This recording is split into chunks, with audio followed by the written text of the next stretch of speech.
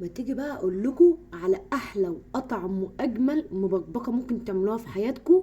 الجو الساقع التلج ده حاجه كده تدفينا، هي والمحشي اكتر اكلتين ممكن يدفوكوا في الشتاء ده. فيلا بينا بقى نشوف المبكبكه في حله واحده، سهله وسريعه وبتاخدش وقت وبتدفي. فيلا بينا نشوف هنعمل ايه. بس قبل ما نكمل الفيديو متنسوش تحطوا لايك وتشتركوا في القناه وتفعلوا الجرس، وعلى الفيسبوك برضو تشتركوا. بحبكم في الله. يلا بينا نشوف هنعمل ايه يا اختي انت وهي.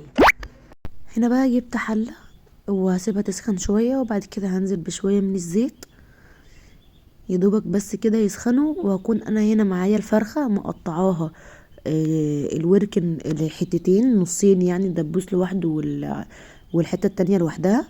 والكتف كنت مقطعاه 4 حتت، كانت الفرخه كبيره بسم الله ما شاء الله يعني. فكنت مقطعه كده الحته بتاعت الجناح زي ما انتم شايفين كده بحته من الكتف، والكتف بقيته مقطعاه 3 حتات. أه وبقطع الفرخه، اقطع الفرخه زي بالشكل اللي انت حباه، فاهمين يعني.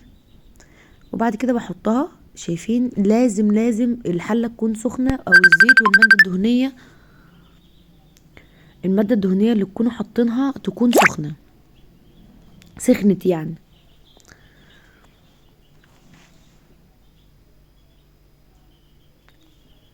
هبدا بقى دلوقتي اقلبها، خلاص بدات تاخد لون من تحت، فهقلبها كده على الوش التاني علشان ما تتحرقش مني.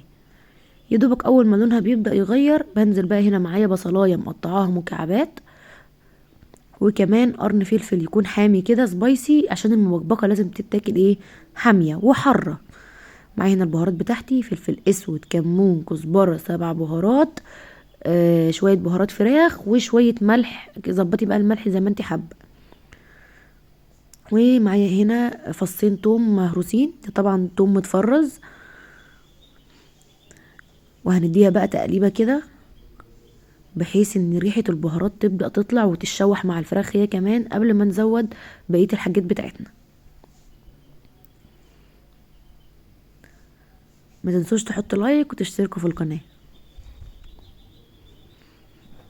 بعد كده هجيب بقى الصلصه، لو عندك صلصه انت جاهزه عندك، حطيها. صلصه معلبه حطيها، ما عندكيش صلصه خالص مش هتاثر معاكي في حاجه، هنضرب طماطم وهنحطها، بس هي بتديها طعم ولون احلى يعني.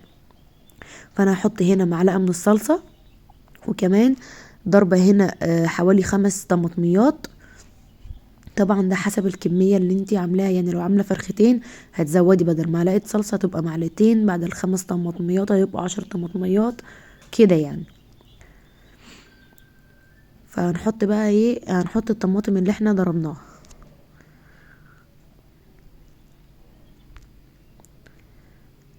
ايوه بالظبط كده. وكمان هكون انا هنا حاطه جنبي حله كده فيها ميه بتغلي، او في الكاتل. اول ما تغلي هروح حطاها على الفراخ عشان تكمل سوا.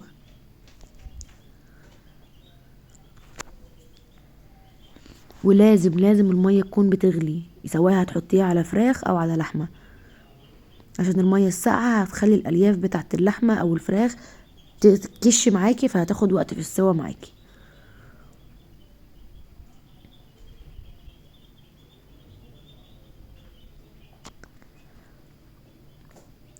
هنا بقى كانت الفراخ بتاعتي استوت معايا، شايفين بتبقبق ازاي؟ هم سموها مبقبقه عشان بتقعد تبقبق كده، تقعد تعمل بقليل كده. فانا هنزل بقى هنا، كان معايا كيسين من المكرونه، اي نوع مكرونه انت بتحبيها، بس النوع اللي هو المكرونه الكبيره ده بيبقى احلى. بس فانا هنا كانت بتكوني برضو حاطه ميه سخنه جنبك، لو لقيتي ان المكرونه محتاجه ميه بتزوديها، لان هي ما بتبقاش محتاجه ان يبقى فيها ميه كتير تبقى صايصه كده، لا، بتبقى ميتها معقوله زي النودلز كده او الاندومي. وهغطي عليها، وطبعا بفضل جنبها، وكل دقيقه او دقيقتين بقلبها علشان ما تلزقش مني، لان المكرونه بتنشي وممكن تلزق مني في قاع الحله. شايفين الالوان؟ انا مش قادره اقول لكم كانت جميله ازاي وطعمه ازاي. بس كده. 3.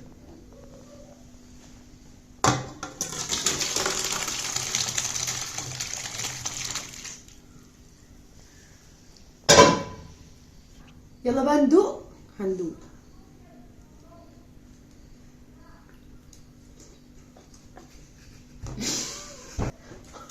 وهنا في اللحظه دي كان مصطفى اخويا واقف ورا الكاميرا عمال يضحكني، ما كنتش قادره امسك نفسي. خمس دقايق هتستمع 5 دقايق.